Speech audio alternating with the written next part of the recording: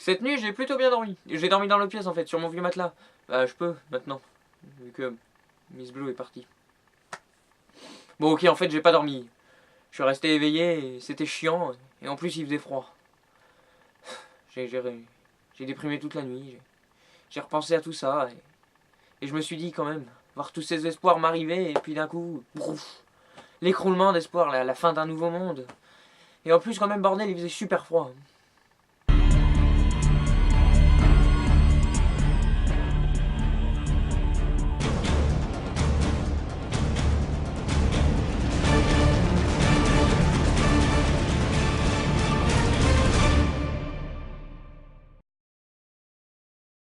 Je me demande si elle trouvera ce qu'elle cherchait. Ou ceux qu'elle cherchait. S'il y a d'autres survivants. Et s'ils restent pas cachés eux aussi. Non mais c'est vrai. Est-ce que je suis le seul à être resté caché? Est-ce que ça vaut le coup de rencontrer des gens si c'est pour se prendre un coup de poignard dans le dos? Hein? C'est comme cette radio là. Je me casse le cul à chercher des ondes. Mais si ça se trouve, ça va finir tout pareil? Est-ce que ça vaut vraiment le coup? Pour se sentir rabaissé? Non, puis en plus sur la radio, je suis désolé, mais on trouve que des musiques d'ambiance à la con.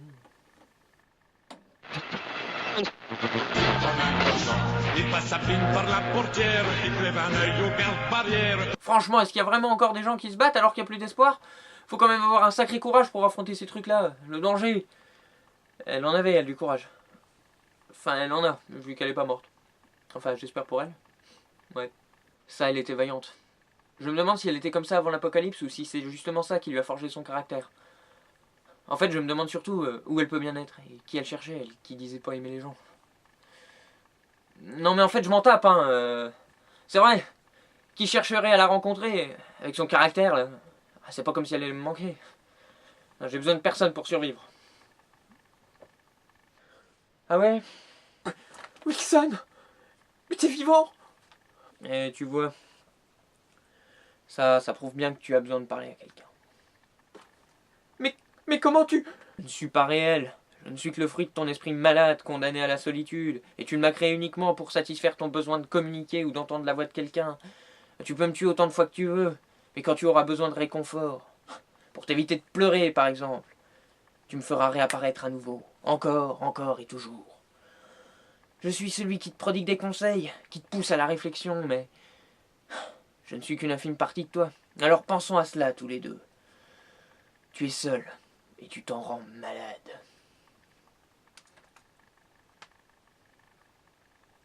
Maintenant que tu sais tout ça, eh ben je me casse. À plus dans le bus.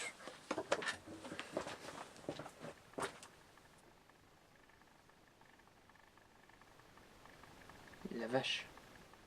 Je me demande si on se reverra. Si elle reviendra à la cave ou si je la retrouverai à nouveau dans des ruines. Je saurais pas quoi faire. Je pourrais pas juste la laisser là.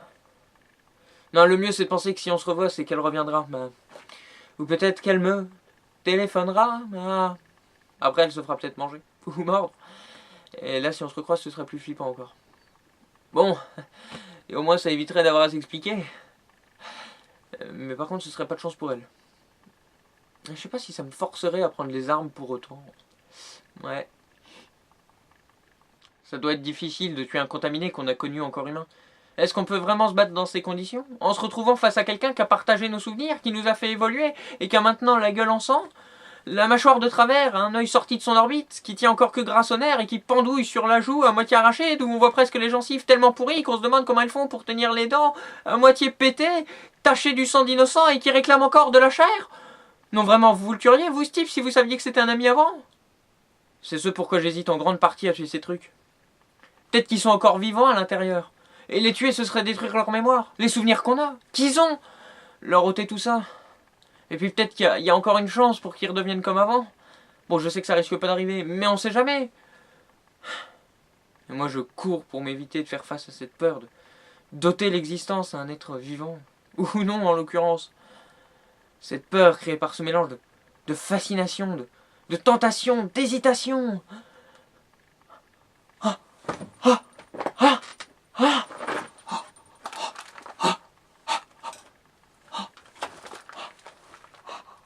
Qu'est-ce que c'est la peur? Est-ce que c'est la vraie vie? Est-ce que c'est que de la fantaisie?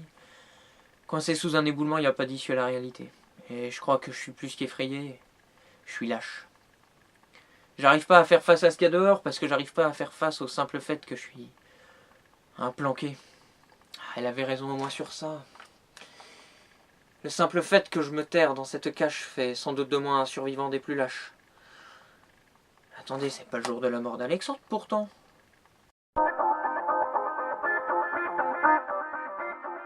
Le prix de ma lâcheté, c'est ma solitude. Enfin bon, c'est pas comme si ça me gênait. Franchement, depuis le temps, j'ai appris à vivre seul. Faut que je me dise qu'au moins, moi j'ai survécu. Et ça, c'est pas donné à tout le monde. Surtout en groupe. Puis j'ai pas besoin qu'il y ait qui que ce soit d'autre pour survivre. Surtout si c'est pour me faire des remontrances. Je vis seul, mais au moins je vis. Et ça vaut tous les compagnons du monde. Et je vais le prouver maintenant, en me faisant une petite fête, rien que pour moi, avec ma musique. Et je vais prouver que j'ai pas besoin des autres pour être heureux, vous allez voir. Tiens, écoute. Lonely, I'm Mr. Lonely. Mais pourquoi? I have nobody for Et voilà.